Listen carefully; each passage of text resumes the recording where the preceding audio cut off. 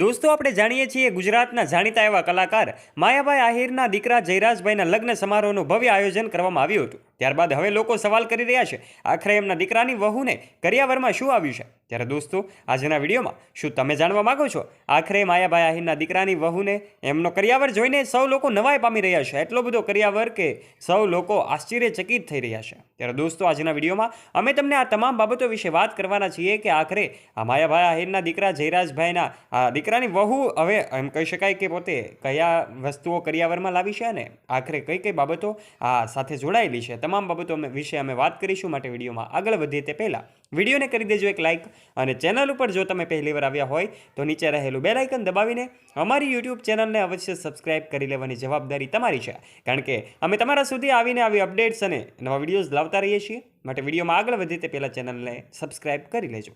દોસ્તો માયાભાઈ આહિર એટલે કે ગુજરાતમાં કલાકારની દુનિયામાં, હાસ્યની દુનિયામાં ખૂબ મોટું નામ। આખરે એમનો ડાયરો જ્યાં પણ આયોજિત હોય ત્યાં બેસવાની જગ્યા ન હોય, ત્યારે એમના દીકરાના લગ્નમાં લાખો નહીં કરોડો રૂપિયાનો ખર્ચો કરવામાં આવ્યો હતો।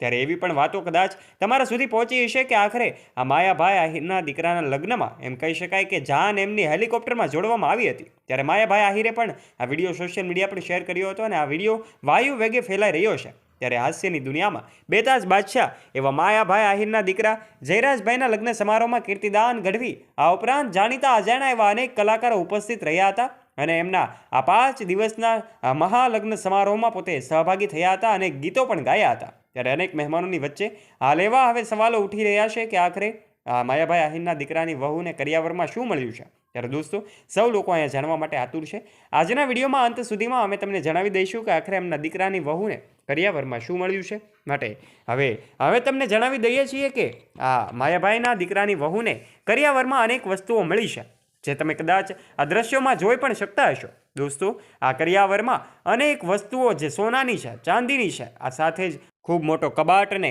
સોના ચાંદીની તો અનેક વસ્તુઓ છે કે જેની ગણતરી થઈ શકે નહીં, અને સાથે આ રોકડ અમુક રકમ પણ મળી છે। ત્યારે દોસ્તો આ માયાભાઈ ગુજરાતીઓનું ગૌરવ છે, કારણ કે એમના દીકરાના લગ્ન સમારોહમાં પોતે એમના મિત્ર કીર્તિદાન ગઢવી સાથે પણ જોવા મળ્યા હતા। ત્યારે બંને વચ્ચેની દોસ્તીનો એક જબરજસ્ત વિડીયો પણ સોશિયલ મીડિયા પર ખૂબ વાયરલ થયો હતો। બંને એક સાથે નાચતા પણ જોવા મળ્યા હતા, બંને એકબીજાને મળીને ભેટી પડે છે। ત્યારે એમની જાન, એમના દીકરાની જાન એમ કહી શકાય કે હેલિકોપ્ટરમાં જોડવામાં આવી હતી। એ ગુજરાતીઓ માટે ખરેખર આનંદ લેવા જેવી બાબત છે, કારણ કે ગુજરાતી કલાકાર તરીકે માયાભાઈ આહિરે ગુજરાતનું પ્રેઝન્ટેશન સમગ્ર વિશ્વમાં કરે છે, અનેક વિશ્વમાં એવો ડાયરાઓ પણ કરે છે અને એમના ડાયરાઓમાં લોકોની જનમેદની જામી ગયેલી હોય છે।